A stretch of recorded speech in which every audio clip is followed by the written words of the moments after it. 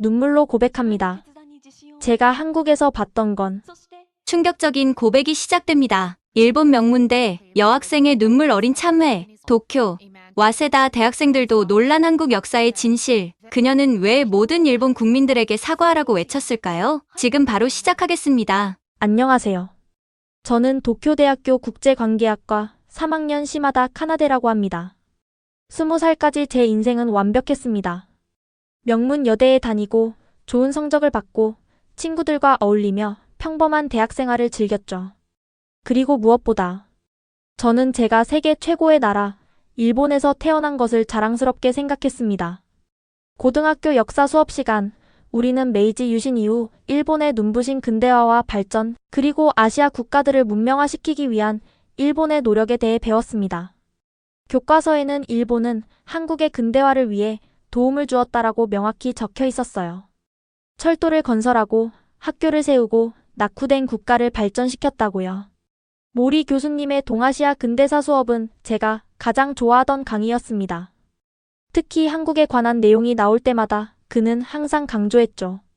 독도는 역사적으로 일본의 영토였으며 한국이 불법적으로 점거하고 있습니다.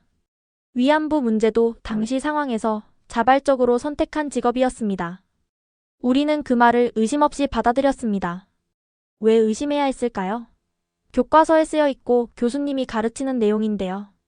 한국인들은 역사를 왜곡하고 감정적으로 대응합니다. 모리 교수님의 이 말이 가장 기억에 남아요. 그는 한일 관계가 개선되지 않는 이유가 한국의 반일 감정 때문이라고 설명하셨어요. 저는 고개를 끄덕이며 열심히 필기했습니다. 도쿄대학교 축제 때는 올바른 역사 인식 부스를 운영하기도 했어요. 독도가 일본 땅이라는 역사적 증거를 전시하고 한국의 반일 감정이 얼마나 비이성적인지를 보여주는 자료를 전시했죠. 심지어 저는 SNS에 왜 한국인들은 계속 과거에 집착하는 걸까? 라는 글을 올려 친구들의 많은 공감을 받기도 했습니다. 도쿄에 있는 한 한국 음식점에서 일했던 아르바이트 경험도 있어요. 저는 그곳에서 한국인 주인에게 독도는 일본 땅이죠? 라고 농담처럼 물어본 적도 있었습니다. 주인은 웃음으로 넘겼지만 지금 생각하면 얼마나 무례했는지 모르겠네요. 그런 제가 한국에 가게 될 줄은 꿈에도 몰랐습니다. 더군다나 그곳에서 제 인생이 완전히 뒤바뀔 거라는 사실은요. 시마다 카나데 이화여자대학교 교환학생 프로그램 최종 합격자로 선발되었습니다. 국제교류처에서 받은 이메일을 읽는 순간 제 얼굴에서 웃음기가 싹 사라졌습니다. 한국이라니요? 저는 분명 지원서에 최우선 희망국가로 미국의 컬럼비아 대학교, 두 번째로 영국 옥스퍼드, 세 번째로 프랑스 소르본 대학교를 적었습니다. 한국은 선택지에도 없었어요. 황급히 국제교류처로 달려갔습니다. 죄송합니다만 제가 한국을 지원한 적이 없는데요. 요시다 직원은 미안한 표정으로 컴퓨터 화면을 보여주었습니다. 카나데 양, 여기 지원서에 네 번째 희망으로 이화여자대학교라고 적혀 있어요. 상위 3개 대학은 모두 경쟁률이 너무 높았고 네 번째로 선택한 이화여대는 합격했네요. 축하해요. 저는 기억이 나지 않았습니다. 아마도 지원서 마감 직전에 급하게 작성하면서 혹시 모르니 아시아 대학도 하나 넣어둬야지라는 생각으로 무심코 적었던 것 같습니다.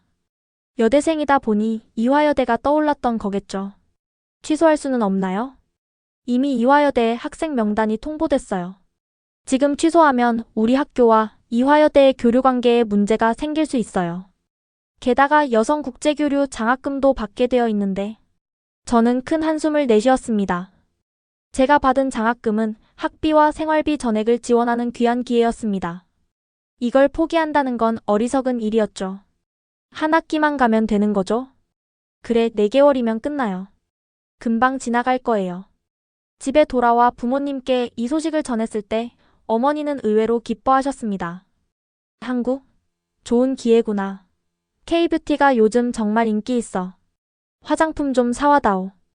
아버지는 조금 다른 반응이었습니다. 한국은? 조심해라. 그쪽 사람들이 일본에 대해 안 좋게 생각한다고 하더구나. 저녁 식사 자리에서 아버지는 자신의 대학 시절 한국인 유학생과의 불편했던 경험을 들려주셨습니다. 독도 문제로 격렬하게 다툰 이야기, 한국 학생들이 일본 정부에 항해 시위를 벌인 이야기. 그 모든 것이 제 불안감을 키웠습니다. 그냥 공부에만 집중하고 역사 문제는 언급하지 마라. 괜히 시비 걸리지 않게 조심하는 게 좋을 거야. 최소한의 접촉으로 조용히 학기를 마치자. 그렇게 마음먹고 있었지만 서울행 비행기 티켓을 예약하는 순간부터 이상하게도 가슴이 두근거렸습니다. 설렘인지 불안인지 구분할 수 없었지만 어쩐지 제 인생의 큰 전환점이 될 것 같은 예감이 들었습니다. 비행기에서 내리는 순간 제 가슴은 이상하게 쿵쾅거렸습니다. 인천국제공항. 일본과 불과 2시간 거리지만 저에게는 마치 다른 행성에 도착한 것 같은 기분이었습니다. 적국에 들어왔다. 그런 생각을 하자마자 스스로가 부끄러워졌습니다.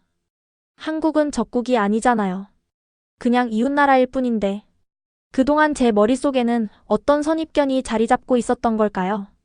입국 심사대에 서서 기다리는 동안 저는 주변을 유심히 살펴봤습니다.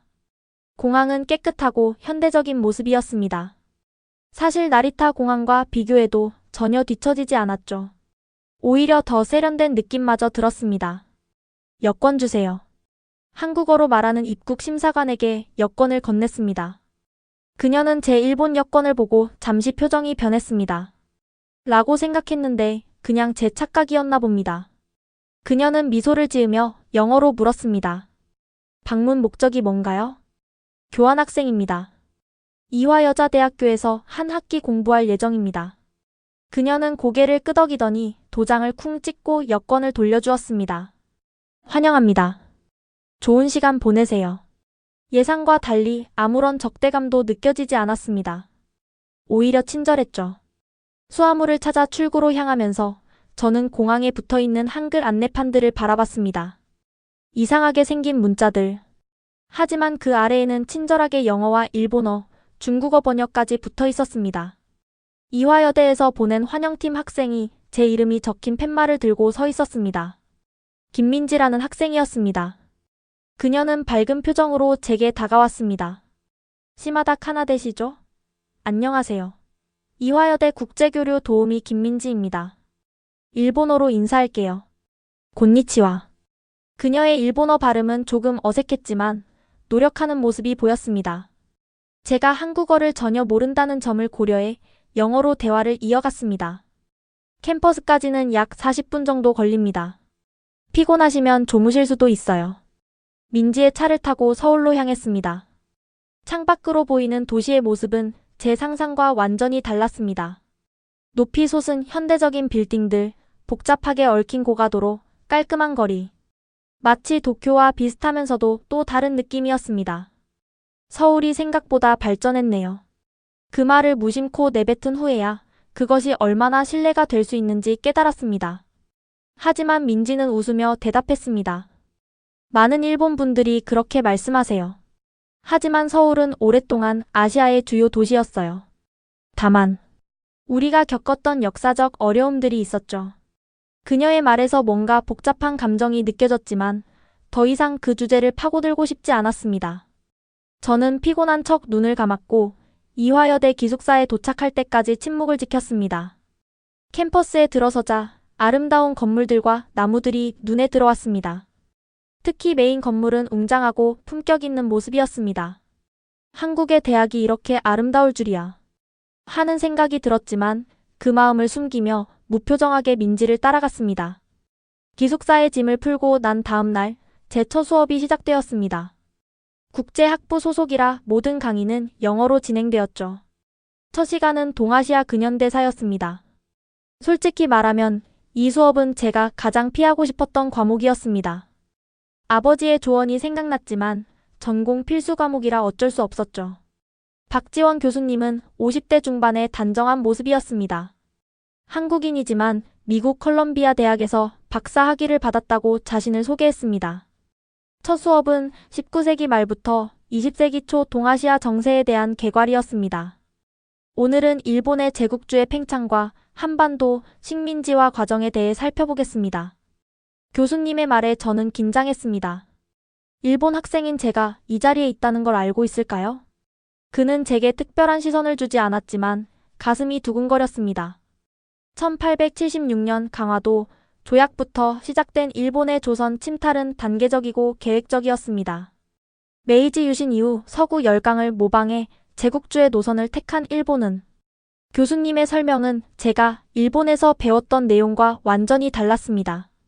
일본 교과서에서는 조선의 개항을 도왔다고 표현했던 강화도 조약이 여기서는 불평등 조약을 강제했다고 설명되었습니다.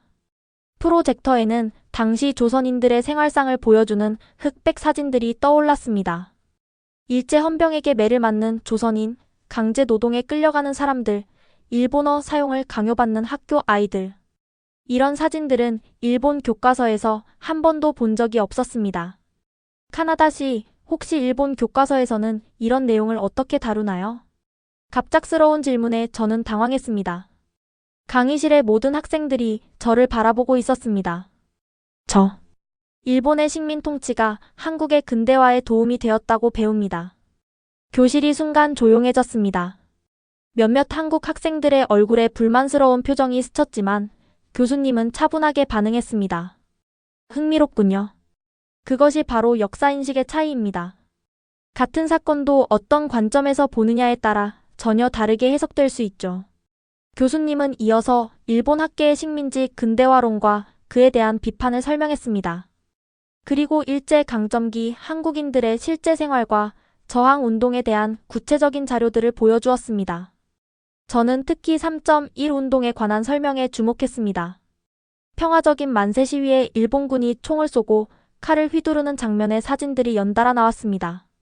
수업이 끝나고 교실을 나오는데 다리가 후들거렸습니다.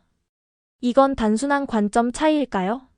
아니면 제가 20년간 왜곡된 역사를 배워왔던 걸까요? 갑자기 머릿속이 복잡해졌습니다. 일본에서 배운 내용이 사실이라면 왜 이렇게 상세한 자료와 증언들이 여기 존재하는 걸까요? 복도에 서서 창밖을 내다보는데 박 교수님이 다가왔습니다. 카나다 양 첫 수업 어땠나요? 너무 당황스러웠다면 미안합니다. 아니요. 그냥 많이 다르네요. 제가 배운 것과는. 교수님은 미소를 지었습니다. 역사는 종종 승자의 시각에서 쓰여집니다. 하지만 진실은 항상 다양한 목소리를 통해 드러나죠. 다음 수업에서는 유관순 열사와 독립운동가들의 이야기를 다룰 예정이에요. 언제든 질문이 있으면 찾아오세요. 그날 저녁 기숙사 방에 돌아왔을 때 드디어 제 룸메이트를 제대로 만났습니다. 공항에서 저를 맞이해준 그 학생 김민지였습니다. 세상이 참 좁다고 느꼈습니다. 카나데 씨 어때요? 첫날 수업은 괜찮았어요? 민지는 책상에서 공부하다가 고개를 들더니 밝게 웃었습니다. 그녀의 친절함이 오히려 불편하게 느껴졌습니다. 아침의 충격적인 수업 내용과 그녀의 밝은 태도 사이에서 혼란스러웠습니다. 그녀는 정말로 일본인인 저를 싫어하지 않는 걸까요? 그냥 괜찮았어요. 어떤 수업 들으셨어요? 동아시아 근현대사. 민지의 표정이 잠시 굳어졌습니다. 그녀도 알고 있었을까요? 제가 그 수업에서 얼마나 불편했을지? 박지원 교수님 수업이군요. 조금 강경한 분이긴 하지만 학문적으로는 정말 뛰어나신 분이에요. 저는 대답 대신 고개만 끄덕였습니다. 침대에 앉아 가방에서 책을 꺼내며 대화를 피하려 했습니다. 저녁 먹었어요? 학생 식당 메뉴가 오늘 꽤 괜찮았는데. 아직이요. 나중에 혼자 먹을게요. 민지는 잠시 망설이더니 말했습니다. 괜찮다면 같이 먹을래요? 캠퍼스 근처에 맛있는 일본 라멘집이 있어요. 제가 자주 가는 곳인데. 일본 음식? 저는 놀라움을 감추지 못했습니다. 한국인이 일본 음식을 즐긴다고요? 일본 음식 좋아해요? 네, 특히 라멘. 작년에 도쿄 여행 갔을 때 이치란 라멘을 먹고 완전 팬이 됐어요. 서울에도 비슷한 맛집이 있거든요. 모든 한국인이 일본을 혐오한다는 제 선입견이 조금씩 흔들리는 것 같았습니다. 하지만 여전히 경계심은 남아 있었습니다. 괜찮아요. 피곤해서 그냥 쉴래요. 민지의 얼굴에 실망감이 스쳤지만 곧 이해한다는 듯 미소를 지었습니다. 그럼 방에서 간단히 먹을래요? 컵라면 있는데. 일본 니신 브랜드예요. 그녀가 건넨 컵라면을 받아들며 저는 혼란스러웠습니다. 왜 이렇게 친절한 걸까요? 역사 수업에서 들은 내용을 생각하면 그녀가 저를 경계하거나 심지어 미워해도 이상하지 않을 텐데. 물을 끓여 컵라면을 준비하는 동안 민지는 자연스럽게 이야기를 이어갔습니다. 카나데 씨, 이번 주 토요일에 우리 동아리에서 서대문 형무소를 방문하는데 혹시 관심 있어요? 근현대사 수업 듣는다면 한번 가볼 만한 곳이에요. 서대문 형무소요? 네, 일제시대 때 독립운동가들이 수감되었던 곳이에요. 특히 유관순 열사에 관한 전시가 인상적이에요. 저는 목이 메었습니다. 유관순이라는 이름은 처음 들었지만 분명 일본에 대한 안 좋은 역사가 가득한 곳일 텐데 왜 저를 초대하는 걸까요? 민지의 서대문 형무소 방문 제안을 뒤로하고 다음 날 저는 조용히 혼자만의 시간을 갖기로 했어요. 독서실에서 조용히 공부하려던 계획은 중앙도서관 앞 광장에서 벌어진 행사 때문에 흐트러졌습니다. 독도는 우리 땅 마이너스 역사적 진실과 증거 전시회. 커다란 현수막이 바람에 흔들리고 있었고 수십 명의 학생들이 전시 부스를 둘러싸고 있었어요. 저는 발걸음을 멈췄습니다. 다케시마라고 배워왔던 그 섬, 일본 교과서에서는 명백히 일본의 고유 영토라고 가르쳤던 그곳이었으니까요. 호기심을 이기지 못하고 전시회로 다가갔습니다. 역사적 지도와 문헌, 고지도들이 유리 케이스 안에 전시되어 있었고 학생회 소속으로 보이는 여학생이 설명을 하고 있었어요. 독도는 울릉도와 함께 고려시대부터 우리나라 영토로 기록되어 있습니다. 삼국사기와 세종실록 지리지에도 명확하게 우리 땅으로 표기되어 있죠. 저는 자신도 모르게 한 발짝 뒤로 물러섰습니다. 동시에 일본에서 배웠던 내용이 떠올랐어요. 다케시마는 시마네현에 속한 일본 고유의 영토라는 문구가 교과서에 선명하게 적혀 있었던 것 같았습니다. 질문 있으신가요? 설명을 마친 학생회 여학생이 저를 발견하고 말을 걸었어요. 그 순간 주변 학생들의 시선이 일제히 저에게 쏠렸습니다. 저, 혹시 일본인이신가요? 제 얼굴이 붉어졌습니다. 제 외모나 태도가 일본인임을 드러냈나 봐요. 네, 교환학생 시마다 카나데입니다. 말을 마치자 주변에서 작은 웅성거림이 들렸습니다. 불편한 침묵이 잠시 흘렀어요. 일본에서는 독도를 어떻게 가르치나요? 학생회 여학생이 다시 물었습니다. 질문은 공격적이지 않았지만 저는 왠지 코너에 몰린 느낌이 들었어요. 하지만 정직하게 대답하기로 했습니다. 다케시마라고 부르고 일본 영토라고 배웠어요. 1905년에 시마네현에 편입됐다고. 제 말이 끝나기도 전에 주변에서 한숨 소리가 들렸습니다. 한 남학생이 앞으로 나섰어요. 그건 러일전쟁 중에 일방적으로 편입한 불법적 조치였어요. 당시 한국은 일본의 강압으로 외교권을 빼앗긴 상태였습니다. 저는 말문이 막혔습니다. 일본에서는 이런 맥락을 전혀 배우지 않았거든요. 그리고 여기 보세요. 다른 여학생이 고지도를 가리켰어요. 1667년 일본 도토리번의 이노큐양 망도에도 울릉도와 독도는 조선 영토로 명확히 표기되어 있어요. 일본의 고문서조차 독도가 한국 땅임을 인정했습니다. 점점 더 많은 학생들이 모여들었고 저는 숨이 막히는 것 같았어요. 제가 20년간 믿어왔던 사실이 이렇게 도전받는 상황이 너무 당혹스러웠습니다. 일본 정부는 왜 역사를 왜곡하는 걸까요? 누군가 물었어요. 그 질문은 저를 향한 것이 아니었지만 마치 제가 일본 정부를 대표하는 것처럼 느껴졌습니다. 손바닥에 땀이 배기 시작했어요. 저는 그때 익숙한 목소리가 들렸습니다. 카나데, 여기서 뭐해? 민지였어요. 그녀가 저를 발견하고 다가왔습니다. 상황을 눈치챘는지 자연스럽게 제 팔을 잡았어요. 미안해요. 약속 시간이 다 됐어. 우리 가야 해. 민지는 저를 자연스럽게 전시회 밖으로 이끌었습니다. 저는 마치 구조된 것 같은 안도감을 느꼈어요. 민지가 저를 전시회 밖으로 데려온 후 우리는 조용한 카페로 들어갔어요. 저는 여전히 혼란스러웠고 열기가 식지 않은 얼굴을 양손으로 감쌌습니다. 괜찮아요? 민지가 물었어요. 네, 고마워요. 하지만 왜 나를 도와준 거예요? 민지는 잠시 생각하더니 대답했습니다. 상황이 불편해 보였거든요. 그리고 사실 역사 문제는 정말 복잡해요. 한국인인 제가 봐도 그래요. 그 말에 조금 마음이 놓였습니다. 민지는 계속해서 말했어요. 카나데시 토요일 서대문 형무소 방문. 아직 제한 유효해요. 가고 싶으면 같이 가요. 순간 망설였지만 이상하게도 가보고 싶다는 생각이 들었어요. 어쩌면 일본에서 배운 것과 한국에서 보는 것 사이의 진실을 찾고 싶었는지도 모르겠습니다. 네, 가볼게요. 토요일 아침 민지와 함께 서대문 형무소로 향했습니다. 가는 길에 민지가 설명해 주었어요. 이곳은 일제강점기에 독립운동가들이 수감되고 고문받던 곳이에요. 특히 많은 여성 독립운동가들도 있었죠. 건물에 들어서자마자 숨이 막힐 듯한 무거운 분위기가 느껴졌습니다. 좁은 간방들, 고문 도구들, 그리고 벽에 걸린 수많은 사진들. 과거의 고통이 생생하게 전해져 왔어요. 특히 충격적이었던 건 고문실이었습니다. 물고문, 전기고문, 손톱뽑기 등 잔인한 고문 도구들이 전시되어 있었어요. 설명을 읽으면서 가슴이 조여들었습니다.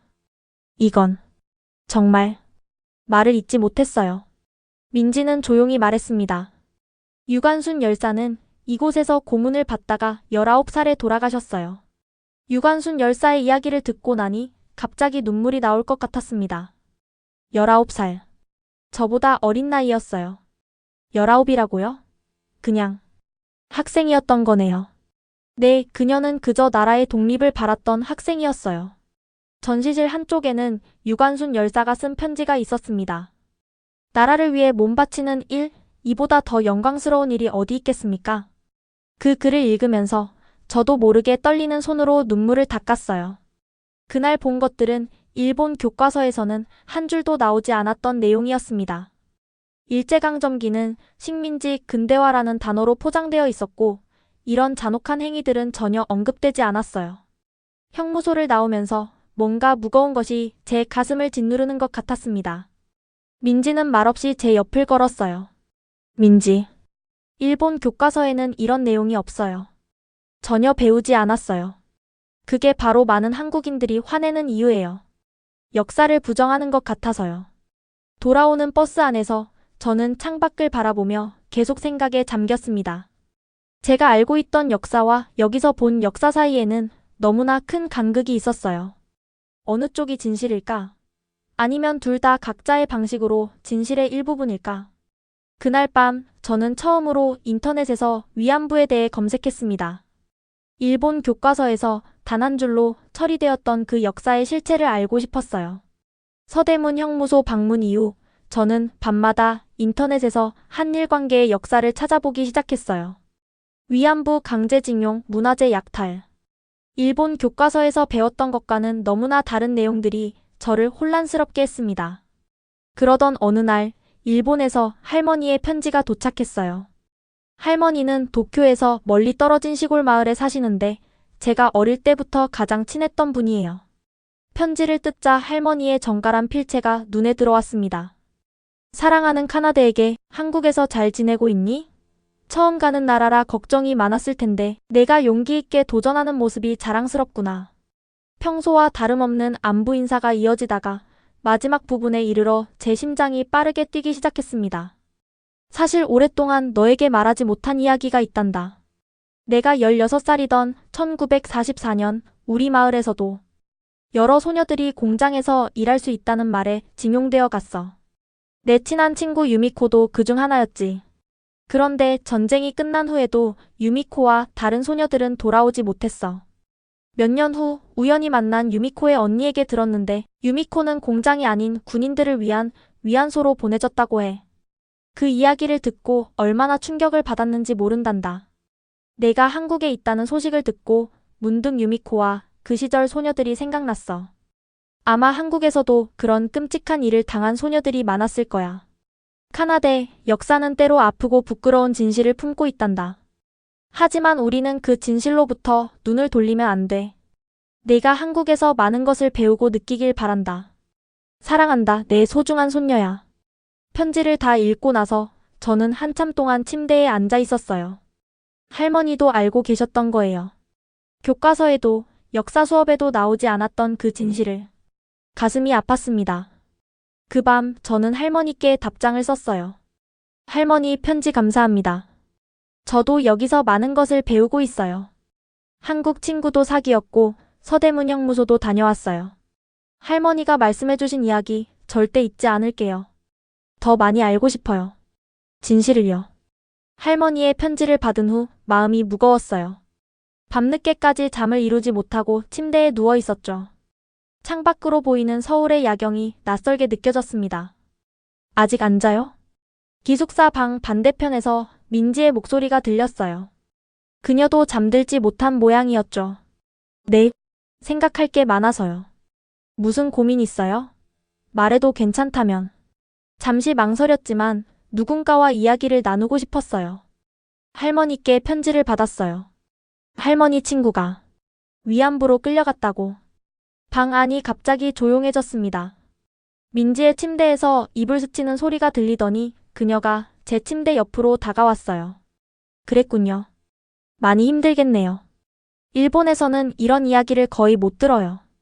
교과서에도 한 줄 정도만 나오고 위안부가 있었다라는 사실만 짧게요. 민지는 잠시 침묵했다가 조용히 말했어요. 우리 할머니의 언니도 위안부였대요. 할머니는 그 이야기를 하실 때마다 울으세요. 우리는 한동안 아무 말도 하지 않았어요. 그저 창밖을 바라보며 각자의 생각에 잠겼죠. 카나데 씨, 내가 처음에는 일본인 룸메이트를 싫어했어요. 민지의 고백에 놀랐지만 어쩐지 예상했던 말이었어요. 알아요. 이해해요. 아니요, 말 좀 끝까지 들어봐요. 처음에는 싫었어요. 그런데 지금은 달라요. 카나데 씨가 우리 역사에 관심을 갖고 진실을 알고 싶어 하는 모습을 보니까 참 용기 있다고 생각했어요. 민지의 말에 가슴이 따뜻해졌어요. 사실 저도 혼란스러워요. 일본에서 배운 것과 여기서 보는 것이 너무 달라서 어느 쪽이 진실인지 아마 절대적인 진실은 없을 거예요. 양쪽 다 자기 관점에서 본 역사니까. 하지만 중요한 건 서로의 아픔을 인정하고 공감하는 거 아닐까요? 민지의 말에 깊이 공감했어요. 그녀는 계속해서 말했습니다. 저희 역사 수업에서 좋아하는 문구가 있어요. 역사를 잊은 민족에게 미래는 없다. 하지만 저는 이렇게 덧붙이고 싶어요. 타인의 아픔을 공감하지 못하는 민족에게도 미래는 없다고요. 그날 밤 우리는 각자의 나라에서 배운 역사, 할머니 세대의 이야기, 그리고 우리가 바라는 미래에 대해 오랫동안 이야기를 나눴어요. 처음으로 민지를 진정한 친구처럼 느꼈습니다. 민지, 위안부 할머니들 만날 수 있는 곳이 있어요? 있어요. 나눔의 집이라고. 가보고 싶어요? 네, 가보고 싶어요. 다음 주 수요일 민지와 저는 경기도 광주에 위치한 나눔의 집으로 향했습니다. 버스를 타고 가는 내내 마음이 무거웠어요. 할머니들을 뵙게 된다는 생각에 긴장도 되고 어떤 말씀을 드려야 할지 걱정도 됐습니다. 괜찮아요. 할머니들은 화를 내는 분들이 아니에요. 일본 정부에는 분노하셔도 개인에게는 오히려 따뜻하세요. 민지의 말이 조금은 위안이 됐지만 여전히 불안했습니다. 일본인인 제가 그곳에 가도 되는 걸까요? 나눔의 집에 도착하자 조용하고 평화로운 분위기가 저희를 맞이했습니다. 작은 정원이 있었고 그 안에는 소녀상이 세워져 있었어요. 맨발의 소녀가 의자에 앉아있는 모습이었습니다. 평화의 소녀상이에요. 위안부 피해자들을 상징해요. 지금은 세계 여러 나라에 세워져 있어요. 소녀상을 보는데 가슴이 아팠습니다. 저와 비슷한 또래의 소녀들이 겪었을 고통을 생각하니 눈물이 날 것 같았어요. 나눔의 집 입구에서 자원봉사자 선생님이 저희를 맞아주셨습니다. 민지가 저를 소개했어요. 일본에서 온 교환학생이에요. 할머니들의 이야기를 듣고 싶어 왔어요. 자원봉사자 선생님은 잠시 놀란 듯 했지만 곧 따뜻한 미소를 보여주셨습니다. 용기를 내서 와줘서 고마워요. 오늘은 김학순 할머니의 증언 영상을 보여드리고 이후에 이용수 할머니를 만나실 수 있어요. 먼저 작은 전시관에서 영상을 보았습니다. 1991년 8월 김학순 할머니가 최초로 위안부 피해 사실을 공개 증언하는 영상이었어요. 그 당시 67세였던 할머니는 떨리는 목소리로 자신의 경험을 이야기하셨습니다. 14살 때 속아서 끌려갔어요. 군인들이 줄을 서서 하루에 몇십 명씩. 할머니의 증언을 들으며 저는 참을 수 없는 충격을 느꼈습니다. 눈물이 흘러내렸어요. 이런 끔찍한 일이 실제로 있었다니. 그것도 제 나라 사람들에 의해서. 영상 시청 후 저희는 이용수 할머니를 만났습니다. 90세가 넘으신 할머니는 여전히 맑은 정신으로 저희를 반겨주셨어요. 어서 와요. 일본에서 온 학생이구나. 할머니 앞에 앉았을 때 죄송하다는 말밖에 나오지 않았습니다. 할머니, 정말 죄송합니다. 할머니는 제 손을 따뜻하게 잡으셨습니다. 너는 사과할 필요 없어. 내가 한 일이 아니잖아. 하지만 진실을 알고 기억해주면 좋겠다. 이런 일이 다시는 일어나지 않도록. 할머니는 당신의 이야기를 들려주셨습니다. 14살의 공장에서 일할 수 있다는 말에 속아 끌려가 3년 동안 중국 여러 지역의 위안소에서 겪은 끔찍한 일들. 해방 후에도 오랫동안 말하지 못했던 아픔. 그리고 정의를 위한 오랜 싸움. 그날 나눔의 집을 나오면서 저는 완전히 다른 사람이 된 것 같았습니다. 할머니의 손을 잡았던 감각이 아직도 제 손에 남아있는 것 같았어요. 민지, 내가 할 수 있는 일이 있을까? 있어요. 진실을 기억하고 알리는 거예요. 위안부 할머니들을 만난 후 저는 깊은 혼란에 빠졌어요. 일본에서 배웠던 역사와 한국에서 마주한 진실 사이의 간극이 너무 컸습니다. 마음속 질문들이 끊임없이 맴돌았어요. 수업이 끝난 후 용기를 내어 박지원 교수님을 찾아갔습니다. 교수님 연구실 문 앞에서 한참을 망설이다 조심스럽게 노크했어요. 들어오세요. 연구실은 책과 자료들로 가득했습니다. 벽면에는 역사적 사진들과 지도가 걸려 있었고 책상 위에는 논문들이 쌓여 있었어요. 아, 시마다 학생이군요. 무슨 일이죠? 교수님, 저 역사에 대해 이야기하고 싶어서요. 제 목소리가 떨렸어요. 교수님은 안경을 벗으시고 진지한 표정으로 저를 바라보셨습니다. 일본에서 배운 역사와 한국에서 배우는 역사가 너무 달라요. 어느 쪽이 진실인지 혼란스러워요. 박지원 교수님은 잠시 생각에 잠기시더니 부드러운 목소리로 말씀하셨어요. 역사는 때로 관점에 따라 달라 보이기도 합니다. 하지만 증거와 사실은 명확하죠. 우리가 해야 할 일은 다양한 자료를 비교하고 객관적으로 판단하는 것입니다. 교수님은 책장에서 한 권의 책을 꺼내셨어요. 일본 역사학자가 쓴 일제강점기의 재조명이라는 책이었습니다. 이 책은 일본 학자가 쓴 것이지만 식민지배의 실상을 객관적으로 다루고 있어요. 역사 연구는 국적을 초월해야 합니다. 저는 조심스럽게 책을 받았어요. 교수님은 계속해서 말씀하셨습니다. 카나데 학생, 당신은 매우 용기 있는 일을 하고 있어요. 자신이 믿어왔던 것에 의문을 품고 진실을 찾아 나서는 것. 쉬운 일이 아니죠. 하지만 교수님, 일본으로 돌아가면 어떻게 해야 할지 모르겠어요. 주변 사람들은 이해하지 못할 거예요. 교수님은 잠시 침묵하시다가 말씀하셨어요. 역사적 진실을 마주하는 것은 고통스러울 수 있어요. 하지만 그것이 화해와 미래로 나아가는 첫걸음입니다. 일본과 한국 양국이 서로를 이해하고 존중할 때 비로소 진정한 평화가 올 거예요. 교수님의 말씀이 깊이 와닿았어요. 저는 책을 품에 안고 고개를 숙였습니다. 카나데 학생, 역사는 단순히 과거의 이야기가 아닙니다. 그것은 우리가 현재를 이해하고 미래를 만들어가는 데 필요한 지혜예요. 언제든 질문이 있으면 찾아오세요. 감사합니다, 교수님. 연구실을 나오면서 이상하게도 마음이 가벼워졌어요. 혼란은 여전했지만 진실을 찾아가는 여정에 함께 해주는 사람들이 있다는 사실이 위로가 되었습니다. 교수님께 받은 책을 들고 저는 학교 도서관으로 향했어요. 늦은 시간이었지만 도서관은 여전히 공부하는 학생들로 분주했습니다. 조용한 구석자리를 찾아 앉았어요. 일제강점기의 재조명이라는 책을 펼쳤습니다. 일본 역사학자 나카무라 교수의 저서였어요. 첫 페이지부터 저는 깊이 빠져들었습니다. 나카무라 교수는 일본 정부의 공식 입장과는 다른 시각으로 식민지배 시기를 기록하고 있었어요. 일본군 위안소는 군 당국의 직접적인 관여 하에 설치된 성노예 시스템이었다. 제가 일본에서 배웠던 내용과 너무나 달랐어요. 위안부는 상업적 매춘부였다라는 문구가 교과서에 있었던 것 같은데 가슴이 무거워졌습니다.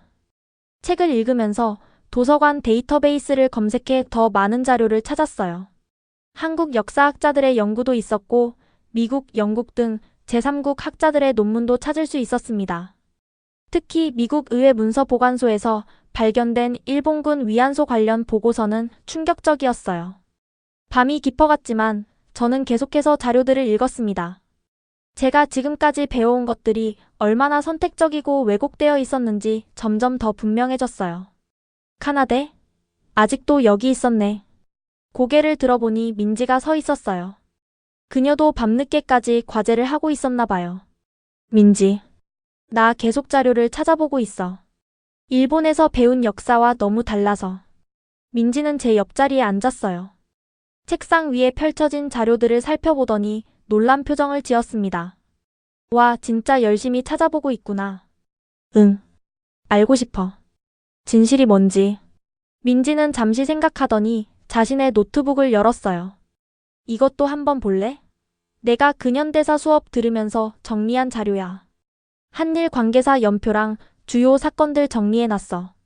민지의 도움으로 더 체계적으로 역사를 정리할 수 있었어요. 우리는 밤늦게까지 함께 자료를 찾고 토론하고 때로는 깊은 한숨을 내쉬기도 했습니다. 카나데, 솔직히 처음에는 일본인인 너를 보면서 복잡한 감정이 있었어. 하지만 이렇게 진실을 찾으려는 너를 보면서 생각이 바뀌었어. 민지의 말에 가슴이 따뜻해졌어요. 사실 나도 처음엔 방어적이었어. 내가 배운 모든 것을 부정당하는 것 같아서. 하지만 이제는 알고 싶어. 진실을 마주하고 싶어.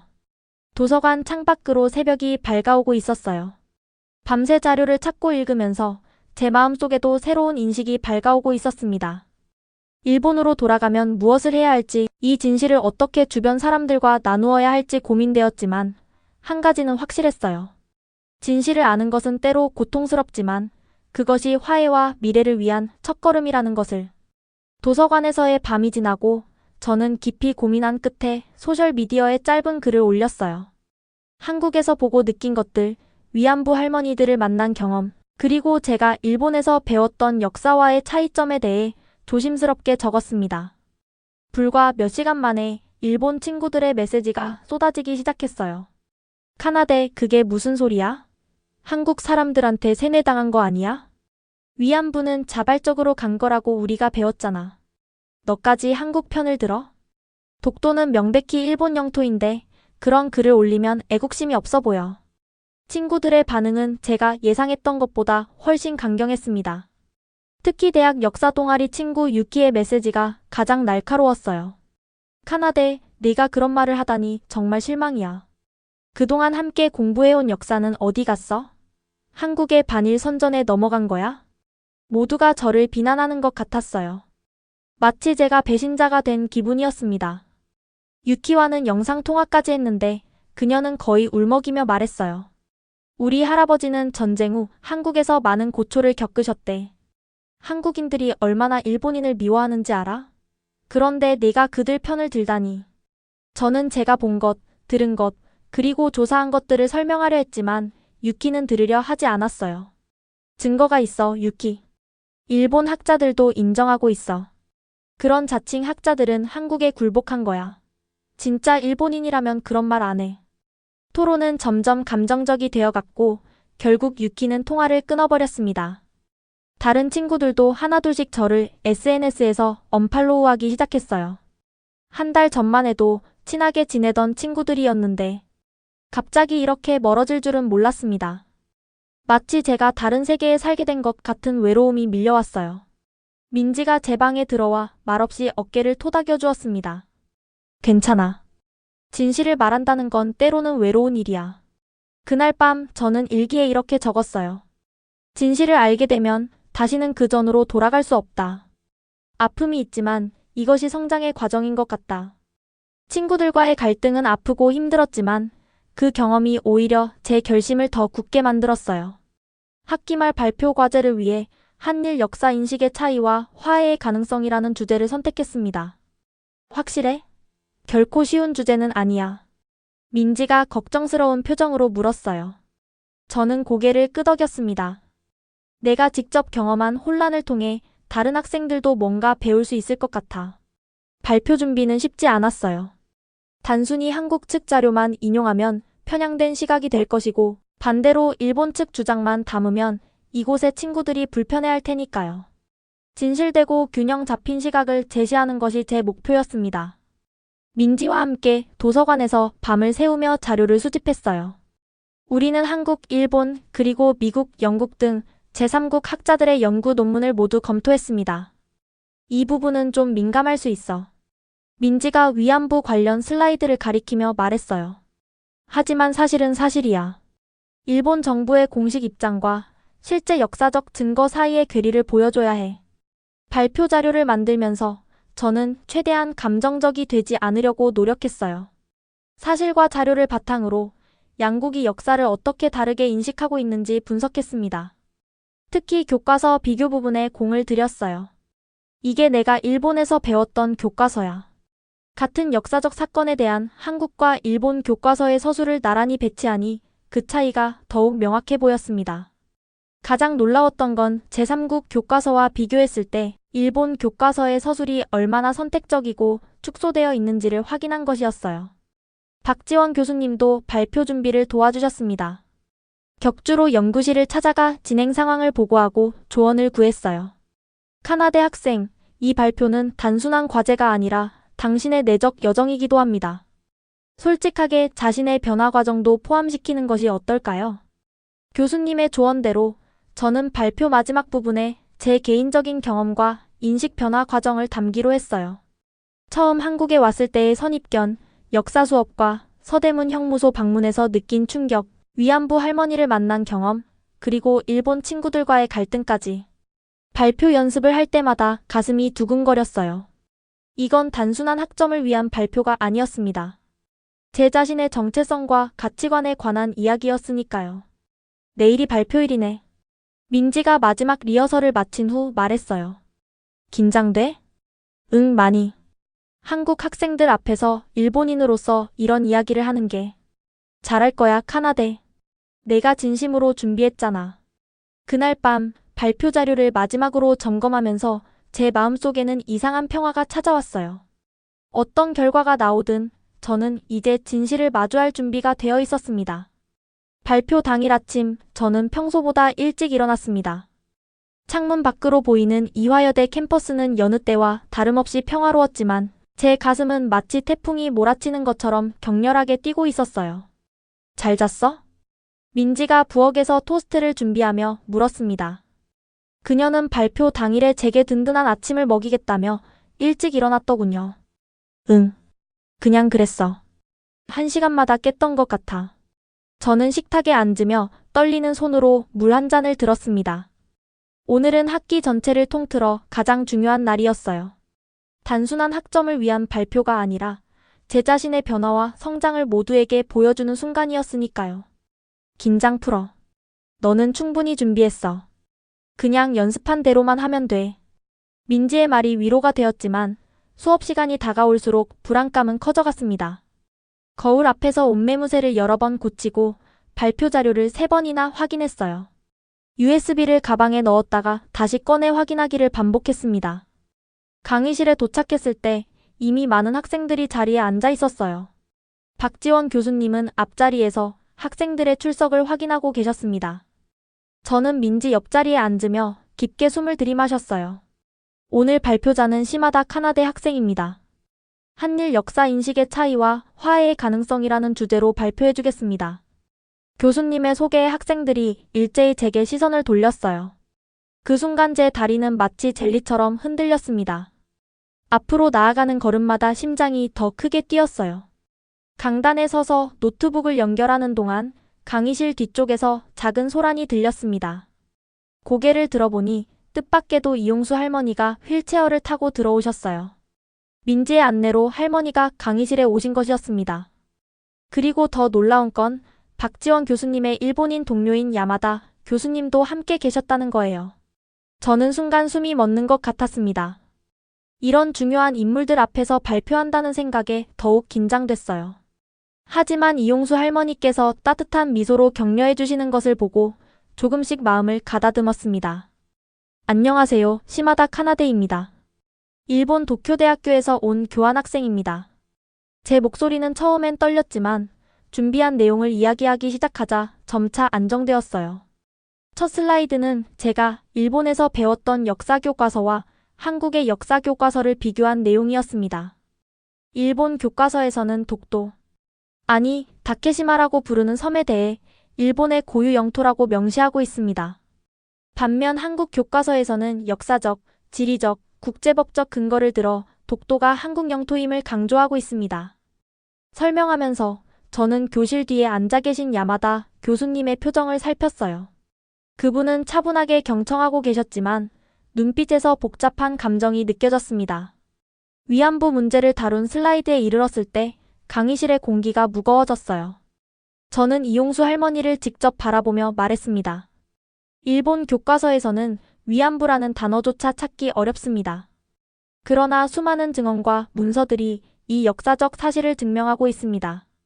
제가 직접 만난 위안부 피해 할머니의 증언은 교과서에 누락된 부분을 생생하게 채워주었습니다.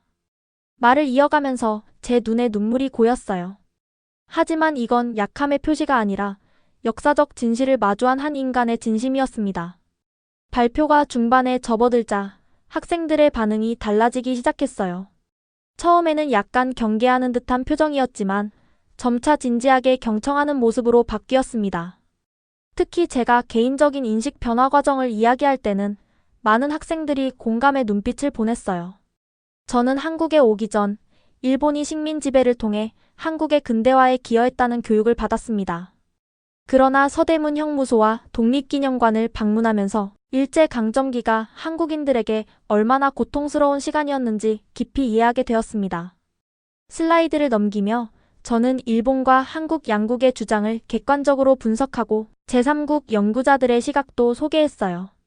편향되지 않은 시각을 유지하려고 노력했지만 진실을 말하는 데는 주저하지 않았습니다.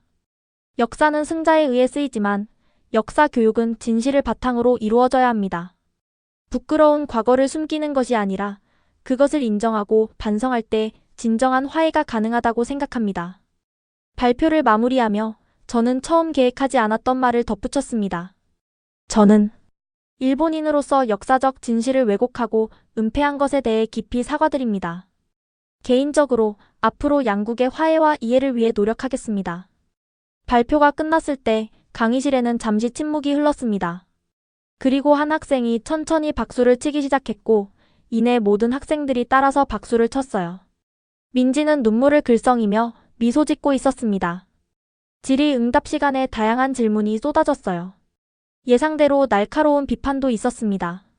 일본 정부가 역사적 진실을 인정하고 사과할 가능성이 있다고 정말 생각하나요? 이런 질문에도 저는 솔직하게 대답했습니다. 쉽지 않을 것입니다. 하지만 저와 같이 진실을 알게 된 일본 청년들이 늘어난다면 언젠가는 변화가 올 수 있다고 믿습니다.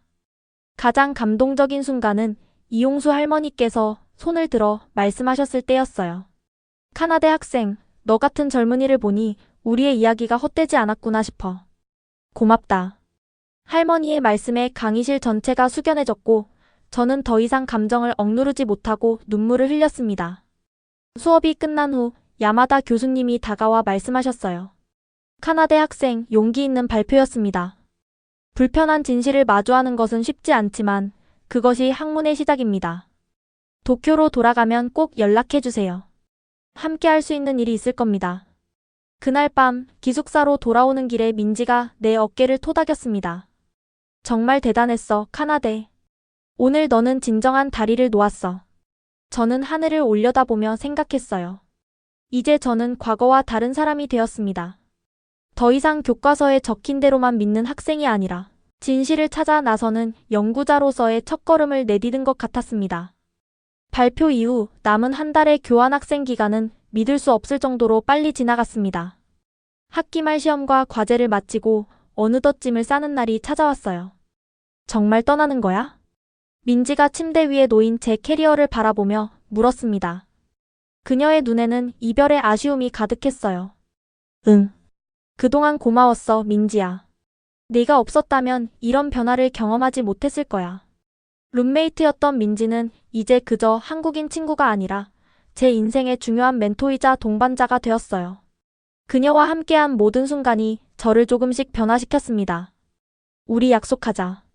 내년에 내가 일본으로 교환학생 갈 때 도쿄 구경 시켜줄 거지? 민지의 말에 저는 웃으며 고개를 끄덕였습니다. 한국에 왔을 때와 달리 이제는 기대감이 가득했어요. 민지를 일본에서 맞이하고 진짜 일본의 모습을 보여줄 수 있기를 기대했습니다. 떠나기 전날 밤 박지원 교수님과 수업을 함께 들었던 학생들이 작은 송별회를 열어주었어요. 이화여대 근처 한식당에서 삼겹살과 소주를 마시며 지난 학기를 회상했습니다. 카나다에 처음 왔을 때랑 많이 달라졌어. 수업 동기 중 하나인 지은이가 말했어요. 그래? 어떻게? 처음엔 항상 방어적이었잖아. 그런데 이제는 더 열린 것 같아. 눈빛이 달라졌어. 그 말을 들으며 저는 제 자신이 얼마나 변했는지 다시 한번 실감했습니다. 한국에 올 때만 해도 일본인이라는 정체성에 강하게 사로잡혀 있었지만 이제는 단순한 국적을 넘어 보편적 인간으로서 역사와 진실을 바라볼 수 있게 되었어요. 인천공항으로 향하는 리무진 버스 안에서 창밖으로 지나가는 서울의 풍경을 바라봤습니다. 처음 이 도시에 도착했을 때는 모든 것이 낯설고 불편했는데 이제는 이상하게도 떠나기 아쉬운 마음이 컸어요. 다음에 오면 꼭 남산타워도 가봐야겠다. 스스로에게 약속하듯 중얼거렸습니다. 한국에서의 몇 개월은 역사 공부와 진실 탐구로 바빠서 정작 관광은 거의 하지 못했거든요. 공항에 도착해 수속을 마치고 출국장으로 향하는 길에 민지가 작은 선물 상자를 건넸습니다. 비행기에서 열어봐. 너무 한국적인 거라 일본 세관에서 막을지도 몰라. 그녀의 장난스러운 말에 웃었지만 곧 진지한 표정으로 바뀌었어요. 정말 고마워 민지야. 너는 내 인생에서 정말 중요한 친구가 됐어. 우리는 마지막으로 꼭 안았습니다. 그리고 출국장으로 향하는 제 발걸음은 묘하게도 처음 한국에 도착했을 때보다 더 무거웠어요. 비행기 안에서 민지의 선물을 열어보았습니다. 안에는 작은 위안부 평화의 소녀상 미니어처와 함께 손글씨로 쓴 편지가 들어있었어요. 카나다에게 용기 있는 친구에게 내가 한국에서 배우고 느낀 모든 것을 잊지 말아줘. 언젠가 우리 두 나라가 진정으로 화해할 수 있는 날이 올 거야. 그날이 올 때까지 우리는 계속해서 진실을 말해야 해. 항상 응원할게.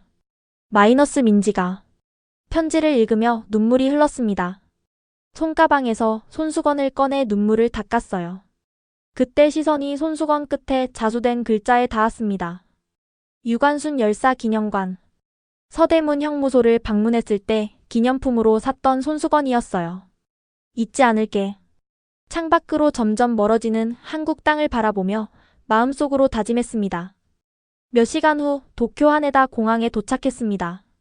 출구로 나오자 부모님이 반갑게 손을 흔들고 계셨어요. 엄마는 제 모습을 보자마자 달려와 꼭 안아주셨습니다. 우리 딸 많이 컸구나. 아버지는 여전히 약간 어색한 표정이었지만 짐을 받아들며 조용히 말씀하셨어요. 한국 생활은 어땠니? 그 질문에 어떻게 대답해야 할지 잠시 고민했습니다. 3개월 전 같았으면 그저 별거 없었어요 라고 대충 넘겼을 텐데 이제는 달랐어요. 많은 것을 배웠어요, 아버지. 집에 가서 천천히 이야기해도 될까요? 집으로 돌아가는 차 안에서 엄마는 계속해서 한국에서의 생활에 대해 물어보셨고 저는 음식과 대학 생활에 대한 이야기로 대답했습니다. 하지만 역사인식에 대한 이야기는 아직 꺼내지 않았어요. 그건 더 깊은 대화가 필요한 주제였으니까요. 집에 도착해 제 방에 들어서자 모든 것이 그대로였지만 왠지 달라 보였습니다. 벽에 걸린 일본 전통 그림, 책장에 가지런히 정리된 역사 교과서들. 특히 책장 맨 윗칸에 있는 고등학교 역사 교과서가 눈에 들어왔어요. 조심스럽게 그 교과서를 꺼내 펼쳐보았습니다. 독도에 관한 부분, 위안부에 관한 짧은 언급 혹은 누락, 일제강점기를 식민통치라고 부드럽게 표현한 단어들. 이전에는 당연하게 받아들였던 내용들이 이제는 선명한 왜곡으로 보였어요. 이제 뭘 해야 하지? 침대에 앉아 생각에 잠겼습니다. 문득 유키와 다른 친구들이 떠올랐어요. SNS를 통해 갈등을 겪었던 친구들과 다시 만나면 어떻게 될까? 그들에게 제가 경험한 진실을 어떻게 전해야 할까? 그날 밤 할머니께 전화를 드렸습니다. 카나데, 한국에서 잘 지냈니? 네, 할머니. 정말 많은 것을 배웠어요. 할머니가 편지로 말씀해주신 이야기. 실제로 그런 할머니들을 만나고 왔어요. 전화기 너머로 잠시 침묵이 흘렀습니다. 그랬구나. 용기를 내줘서 고맙구나, 카나데. 할머니의 목소리에서 안도감이 느껴졌어요. 마치 오랫동안 감춰온 비밀의 짐을 조금이나마 내려놓은 듯한 목소리였습니다. 할머니, 제가 이 이야기를 다른 사람들에게도 알리고 싶어요. 괜찮을까요? 그래, 카나데.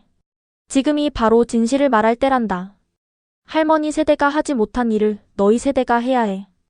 통화를 마치고 창밖을 바라보았습니다. 도쿄의 밤하늘은 서울의 그것과 다르지 않았어요. 같은 별들이 반짝이고 있었습니다. 내일부터는 새로운 도전이 시작될 것입니다. 한국에서 배운 진실을 일본의 친구들과 나누고 어쩌면 더 큰 변화를 위한 씨앗을 심는 일. 쉽지 않을 것이지만 이제 저는 그 길을 걸어갈 용기가 생겼습니다. 한국에서 돌아온 지 1년이 지났습니다. 도쿄대학교 캠퍼스는 벚꽃이 만개한 아름다운 봄을 맞이하고 있었어요. 저는 국제관계학과 4학년 학생으로 졸업 논문을 준비하며 바쁜 나날을 보내고 있었습니다. 카나데, 프로젝터 준비됐어. 이제 시작해도 될 것 같아. 유키가 강의실 앞에서 손을 흔들었습니다. 그녀는 제가 한국에서 돌아온 후 처음에는 여전히 거리감을 두었지만 차츰 제 이야기에 귀를 기울이기 시작했어요. 그리고 지금은 한일 청년 역사 대화 모임의 공동 창립자가 되었습니다. 오늘 참가자가 몇 명이나 되지? 제가 물었어요. 30명 정도? 생각보다 훨씬 많아. 내 SNS 포스팅이 꽤 화제가 됐나 봐. 강의실 문이 열리고 학생들이 하나둘 들어오기 시작했습니다. 일본 학생들뿐만 아니라 한국에서 유학 온 학생들도 보였어요. 심지어 야마다 교수님의 소개로 몇몇 역사학과 교수님들도 참석하셨습니다. 안녕하세요, 여러분. 한일 청년 역사 대화 모임 3번째 모임에 오신 것을 환영합니다. 제 목소리는 1년 전보다 훨씬 자신감 있게 울려 퍼졌어요. 더 이상 누군가의 시선을 두려워하지 않았습니다. 오늘은 특별히 한국에서 손님이 오셨습니다. 제 친구이자 이화여대 역사학과 학생인 김민지를 소개합니다. 민지가 앞으로 나와 정중히 인사했습니다. 그녀는 약속대로 이번 학기에 도쿄대학교로 교환학생을 왔고 함께 이 모임을 이끌어가기로 했어요. 안녕하세요. 시마다 카나데와 함께 이 자리를 마련하게 되어 기쁩니다. 저희는 단순히 과거의 상처를 들추는 것이 아니라 서로를 이해하고 함께 미래를 그려가기 위한 대화를 나누고자 합니다. 슬라이드쇼가 시작되었습니다. 첫 화면에는 지난 겨울 우리가 함께 방문했던 야스쿠니 신사와 서대문 형무소 사진이 나란히 놓여 있었어요. 두 장소 모두 각국의 역사 인식이 뚜렷하게 드러나는 상징적인 공간이었습니다. 역사는 다양한 관점에서 바라볼 수 있습니다. 하지만 역사적 사실 자체는 변하지 않아요. 우리는 객관적 사실을 바탕으로 서로의 아픔을 이해하고 공감하는 법을 배워야 합니다. 발표를 진행하면서 저는 지난 1년간의 변화를 떠올렸습니다. 일본으로 돌아온 직후 친구들과 다시 관계를 맺는 과정은 쉽지 않았어요. 많은 친구들이 제가 한국에 세뇌당했다고 생각했고 일부는 아예 연락을 끊기도 했습니다. 하지만 포기하지 않고 대화를 이어갔어요. SNS에 한국에서의 경험과 역사적 자료를 꾸준히 공유했고 점차 관심을 보이는 친구들이 늘어났습니다. 특히 야마다 교수님의 도움으로 학내 세미나를 열게 되면서 더 많은 학생들에게 다가갈 수 있었어요. 지난 학기 저희는 위안부 문제에 관한 일본 교과서와 한국 교과서의 차이를 살펴봤습니다. 오늘은 강제징용에 대한 각국의 시각 차이를 알아보려고 합니다. 민지가 프레젠테이션의 다음 부분을 이어받았습니다. 그녀는 한국 측 자료를, 저는 일본 측 자료를 번갈아 소개하며 균형 잡힌 시각을 제시하려 노력했어요. 토론이 활발해지면서 한 일본 학생이 조심스럽게 질문했습니다. 저는 일본이 과거의 잘못을 사과해야 한다는 점에는 동의합니다. 하지만 언제까지 계속 사과해야 하나요? 이미 여러 번 사과했는데도. 한국은 계속 더 많은 사과를 요구하는 것 같아요. 긴장된 분위기가 흐르는 가운데 민지가 차분하게 대답했습니다. 중요한 건 형식적인 사과의 횟수가 아니라 진정성과 실천이라고 생각해요. 예를 들어, 교과서에서 역사적 사실을 제대로 가르치고 피해자들에게 실질적인 보상이 이루어질 때 그 사과는 의미를 갖게 됩니다. 저도 덧붙였습니다. 독일과 유대인들의 관계를 생각해 보세요. 독일은 홀로코스트에 대해 명확히 인정하고 교육하고 기억하기 위해 노력합니다. 그것이 바로 진정한 사과의 모습이 아닐까요? 토론은 때로는 열정적으로, 때로는 감정적으로 이어졌지만 서로를 비난하기보다는 이해하려는 노력이 느껴졌어요. 이 시간에 모임이 끝날 무렵 야마다 교수님이 손을 들어 말씀하셨습니다. 저는 오늘 이 자리에서 희망을 봅니다. 카나대 학생과 민지 학생이 보여준 것처럼 젊은 세대가 바로 변화의 주역이 될 것입니다. 역사는 과거에 묶여 있는 것이 아니라 미래를 위한 교훈이 되어야 합니다. 모임이 끝난 후 몇몇 학생들이 다가와 추가 질문을 하거나 다음 모임에 대해 물었습니다. 특히 한 1학년 학생은 진지한 표정으로 말했어요. 시마다 선배, 저도 한국에 교환학생으로 가보고 싶어요. 어떻게 준비해야 할까요? 그 질문에 미소가 지어졌습니다. 변화는 이미 시작되고 있었어요. 교실을 정리하고 나오면서 민지가 제 어깨를 톡톡 쳤습니다. 잘했어, 카나데.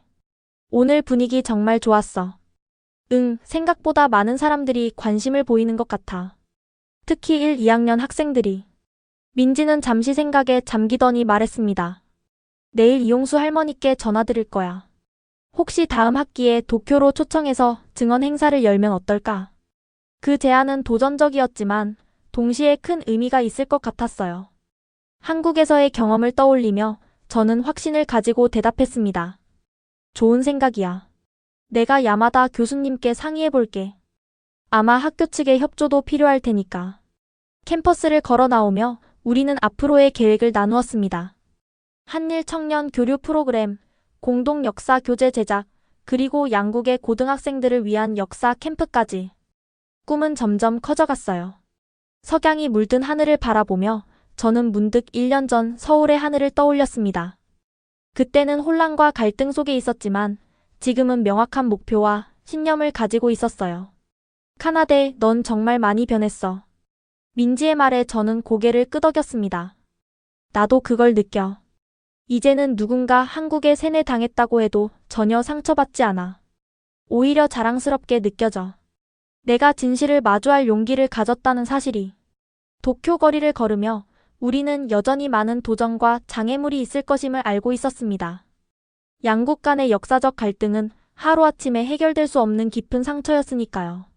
하지만 그럼에도 불구하고 우리는 한 걸음씩 나아가고 있었습니다. 서로를 이해하는 것부터 시작하는 거야. 제가 말했습니다. 그래, 그리고 진실을 인정하는 용기. 민지가 덧붙였어요. 그날 밤 일기장에 몇 줄을 적었습니다. 오늘도 작은 변화를 만들었다. 한 사람씩, 한 마음씩 우리는 서로를 향해 다가가고 있다. 이것이 진정한 화해의 시작이 아닐까? 역사는 우리를 갈라놓을 수도 있지만 또한 우리를 연결해줄 수도 있다. 한국에서의 경험은 내 인생의 전환점이 되었다. 이제 나는 그 경험을 바탕으로 더 많은 사람들에게 다가가고 싶다. 진정한 화해를 꿈꾸며 오늘도 한 걸음 더 나아간다. 창밖으로 보이는 도쿄의 밤하늘에는 별들이 반짝이고 있었습니다. 같은 하늘 아래 서울에서도 누군가 이 별들을 바라보고 있을 거예요. 서로 다른 역사를 배웠지만 같은 미래를 꿈꾸는 우리들. 언젠가 진정한 화해의 날이 올 것이라고 믿으며 저는 내일을 위한 계획을 세우기 시작했습니다. 지금까지 시마다 카나데 씨의 사연이었습니다. 단순히 교환학생으로 한국에 왔다가 자신이 알던 역사와 마주한 진실 사이에서 갈등하며 성장한 한 일본 여대생의 이야기였습니다. 우리가 배우는 역사는 때로는 불완전할 수 있고 진실을 마주하는 것은 쉽지 않은 일입니다. 하지만 카나데 씨처럼 용기를 내어 편견을 넘어서면 진정한 이해와 화해의 길이 열릴 수 있다는 희망의 메시지를 전해주었습니다. 여러분도 인생에서 기존의 생각이 완전히 바뀌었던 순간이 있으셨나요? 그 경험이 여러분을 어떻게 변화시켰나요? 댓글로 여러분의 이야기를 나눠주세요. 다음 이야기도 기대해주세요. 좋아요와 구독 한 번씩 눌러주시면 더 좋은 감동 사연으로 찾아뵙겠습니다. 감사합니다. 지금까지 코리아 원더풀이었습니다. 감사합니다.